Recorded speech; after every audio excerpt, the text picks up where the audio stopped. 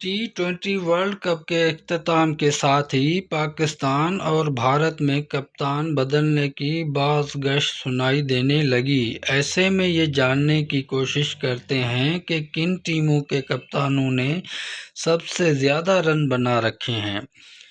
سب دوستوں سے گزارش ہے میرے چینل کو سبسکرائب کریں اور لائک کرنا نہ بھولیں۔ تو چلتے ہیں ٹاپک کی طرف۔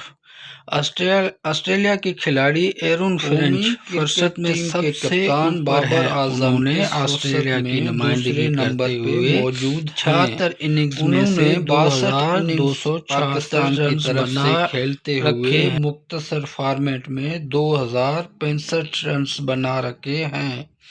اسی طرح نیوزی لینڈ کے کپتان کین ولیمسن نے 68 اننگز میں 1981 رنز بنائے ہیں۔